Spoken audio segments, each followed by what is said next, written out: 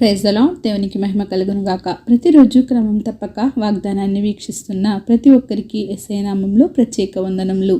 Subscribe చేసుకుని అనేక మందికి షేర్ చేసి దేవుని మాటల ద్వారా బలపరచండి. ఈ దినమునకై ఏర్పాటు చేయబడిన దేవుని వాగ్దానము. కీర్తనల గ్రంథము 18వ అధ్యాయము 6వ వచనము.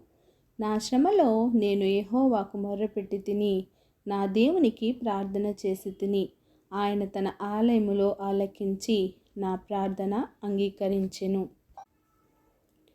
In my distress I called upon the Lord and cried unto my God. He heard my voice out of his temple.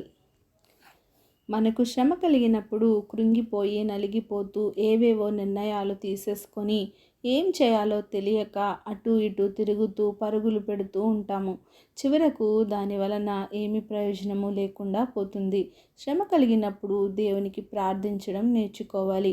పరిశుద్ధ గ్రంథంలో చూచినట్లయితే భక్తులు ఏ శ్రమ వచ్చినా సరే దేవునికి మొరపెట్టేవారు, ప్రార్థించేవారు.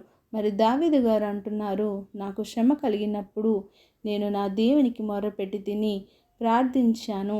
దేవుడు నా ప్రార్థనను తన ఆలయములో ఆలకించి నా ప్రార్థనను అంగీకరించాడు అని. మరి మనము కూడా శ్రమ కలిగినప్పుడు ప్రార్థించినట్లయితే నీ దేవుడు ఆ ప్రార్థనను అంగీకరించి నిన్ను శ్రమల నుండి విడిపిస్తాడు. నీకు తోడుగా ఉండి నిన్ను నడిపిస్తాడు. ఆయనే మన బలము అని నమ్మాలి. ఆయనే నా శైలము, నా కోట, నన్ను రక్షించువాడు ఆయనే అని నమ్మాలి.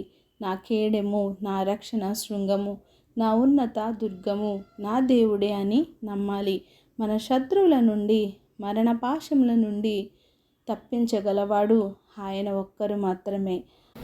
మరి దావీదు గారు మహారాజు అయినప్పటికీ అతనిని మరణం సౌలు రూపంలో వెంటాడుతూ ఉండేది.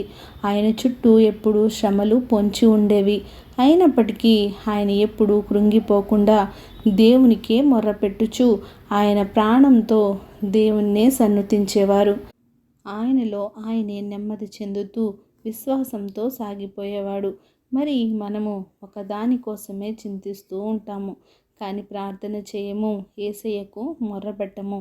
మనము ఆయనను అడగకుండా మన ప్రార్థన ఎలా అంగీకరిస్తాడు, ఎలా ఆలకిస్తాడు? ఆయన మందిరంలో ఉండి నీవు ప్రార్థించినప్పుడు నీకు గొప్ప సమాధానమును ఆయన నీకు కలుగచేస్తాడు. దేవుడే నీ ప్రార్థనను ఆలకించి అంగీకరించునుగాక. ఆమేన్.